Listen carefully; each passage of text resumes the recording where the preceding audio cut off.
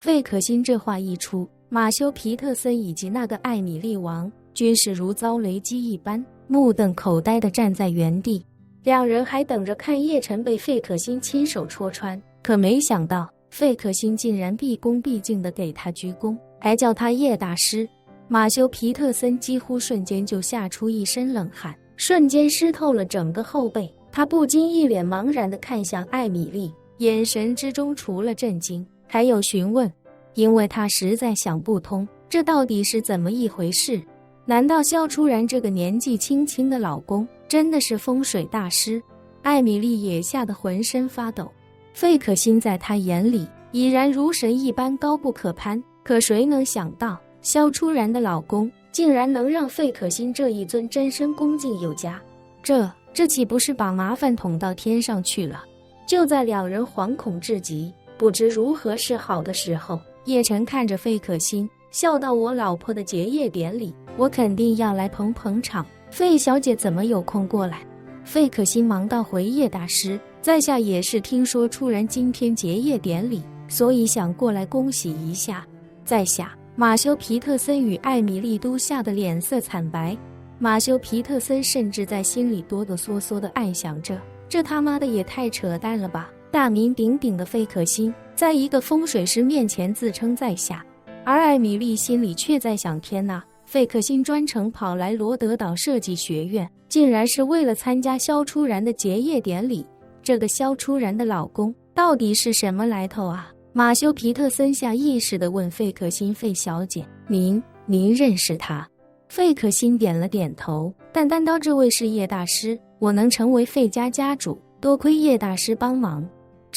马修·皮特森更加惶恐，连忙擦了擦额头的冷汗，看着叶晨，陪笑道：“原来是叶大师，能认识您，真是三生有幸。”叶晨挑了挑眉，刚才还说我是骗子，现在就成三生有幸了。皮特森先生好像有点善变啊。马修·皮特森吓得头皮发麻，连忙摆手道：“不是，在下对您可没有任何怀疑啊。”说罢，他连忙指向一旁慌乱不已的艾米丽，脱口道：“是艾米丽，她有眼不识泰山，一直质疑您的身份，我也是被她给带偏了。”艾米丽顿时吓得心率急速升高，她没想到老板竟然这时候把锅都甩到了自己的身上。她正想解释，忽然看见马修·皮特森朝自己疯狂使眼色，于是只能惶恐地说道：“对不起，叶先生，都是我的错，是我有眼无珠，您可千万别跟我一般见识。”叶晨眼见马修·皮特森让艾米丽出来顶包，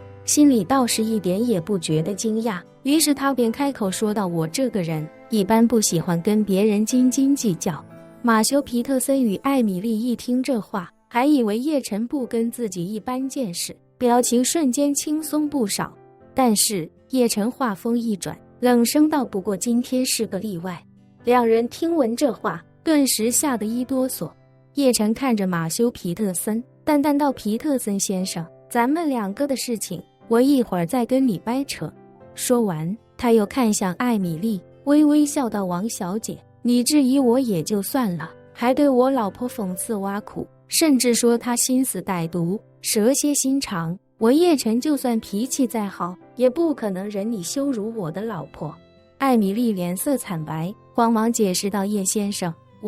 我刚才是一时冲动，说错了话，您千万别跟我一般见识。”说完，他赶忙看向萧初然，哀求道：“初然，求你看在我不是故意的份上，原谅我这一次吧。”萧初然还没说话，一旁的费可欣便抢先一步开口道：“萧女士是我的好朋友，而叶先生对我更有再造之恩，你竟然敢对他们出言不逊，今天就算叶先生和初然都原谅你，我也不会原谅你的。”说罢，萧初然看着艾米丽，冷冷道：“依我看，你这种人就不该继续留在设计行业，我会向国际设计师联合会提出建议，彻底在行业内封杀你这种品行拙劣的设计师。”艾米丽听闻这话，整个人几乎快要昏死过去。她今天刚刚升任公司的高级合伙人，前途原本一片光明，若是费可欣真的要封杀她，全世界任何一家知名的设计公司都不可能再聘用她，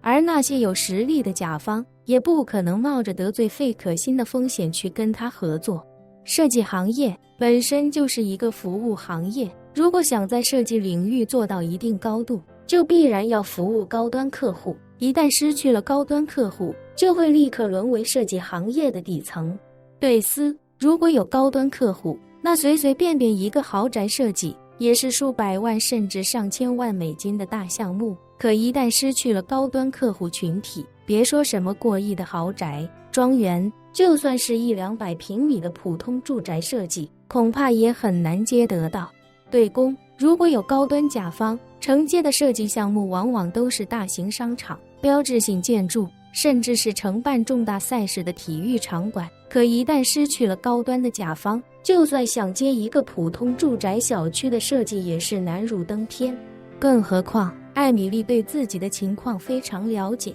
她根本没有什么卓越的设计天赋，能爬到今天的高度，全靠出卖自己的身体换来的。如果真被高端客户封杀，她的那点能耐，就算去小型设计公司或者自己成立工作室，恐怕也很难赚到什么钱。原本艾米丽可以拿到1年几百万美金的年薪，可一旦真的被封杀，在设计行业混不下去，其他的高端行业也不可能有她的容身之地。那样的话，她1年想赚几万美金都难如登天。巨大的落差让她心中无比后悔，于是不假思索地跪在叶晨与费可欣的面前，哽咽道：“叶先生，费小姐，求您2位看在我已经知错的份上，就饶我这一次吧。我好不容易才一步步走到今天，您2位要是封杀我，我就什么都没有了。”费可欣看了他一眼，转而看向一旁的马修·皮特森，饶有兴致地问他：“皮特森先生，